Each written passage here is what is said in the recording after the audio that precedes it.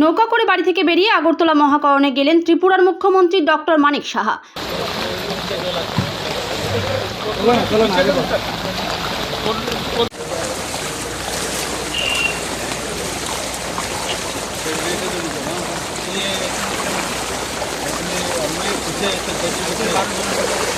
গত 3 দিন ধরে ত্রিপুরার বিভিন্ন জেলায় ভারী বৃষ্টিপাতের ফলে বন্যা পরিস্থিতির সৃষ্টি হয়েছে। প্রশাসন সর্বোচ্চ অগ্রাধিকার দিয়ে ত্রাণ ও উদ্ধার কার্য নিয়োজিত রয়েছে। ত্রিপুরা সরকারের তরফে কেন্দ্রীয় সরকারকে বন্যায় উদ্ভূত পরিস্থিতি সম্পর্কে নিয়মিত অবহিত করা হচ্ছে। প্রাথমিকভাবে জানা গেছে, বন্যায় বাড়িঘর নষ্ট হওয়া ছাড়াও গবাদি পশু, রাস্তাঘাট, বিদ্যুৎ এবং কৃষিজ ফসলের ব্যাপক ক্ষতি হয়েছে। এনডিআরএফ, এসডিআরএফ ও স্থানীয় প্রশাসনের যৌথ উদ্যোগে বিভিন্ন জায়গায় জলবন্দী নাগরিকদের উদ্ধার কার্য পুরো দমে চালু রয়েছে। বিশেষ করে নদীর উপকূলবর্তী এলাকায় ঝুঁকিপূর্ণ এলাকাগুলিতে তৎপরতার সাথে নাগরিকদের নিরাপদ আশ্রয় নিয়ে যাওয়া হচ্ছে। প্রশাসন সর্বতোভাবে জনগণের পাশে রয়েছে।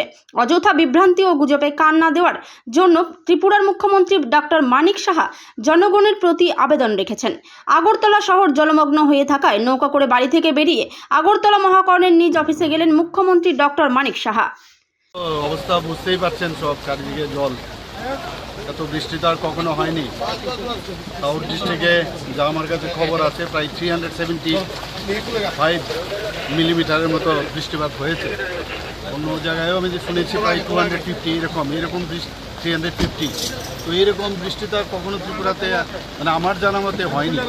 তো আমরা মানে চারিদিকে কাজ করছে সব জায়গায়। আমি আজকে সকালে আমি আমাদের মাননীয় হোম মিনিস্টারের সাথে কথা বলেছি, মানে কিছু যদি এনডিআরএফের কিছু লোকজন পাঠানো যায়, উনি বলেছেন উনি দেখছেন এবং করবেন সেটা। এবং এখান থেকে আমরা চিঠিও দিয়েছি।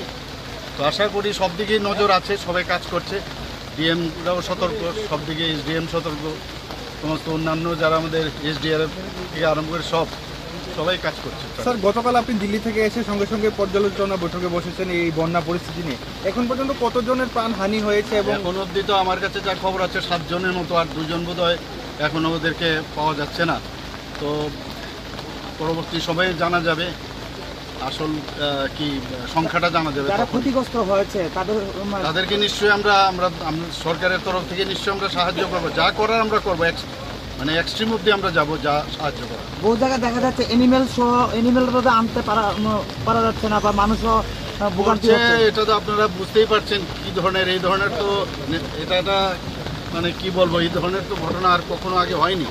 তো আমাদের সরকারের তরফ থেকে আপ্রাণ চেষ্টা হচ্ছে সব দিকে সাহায্য করার, যা যা করার আমরা করছি। Bureau report, PB news. Evland nursing home, এখানে যে কোনো রকমের চিকিৎসার বিশ্বস্ত প্রতিষ্ঠান। খুবই কম খরচে বিশ্বমানের চিকিৎসা প্রদান করে থাকে। আপনাদের পরিষেবার জন্য এখানে 24 ঘন্টা জরুরি বিভাগ, এছাড়া স্বাস্থ্য সাথী কার্ডেও পরিষেবা প্রদান করা হয়। আজই যোগাযোগ করুন ইভল্যান্ড নার্সিং হোমে। ঠিকানা নবাবহাট মোড়, বর্ধমান।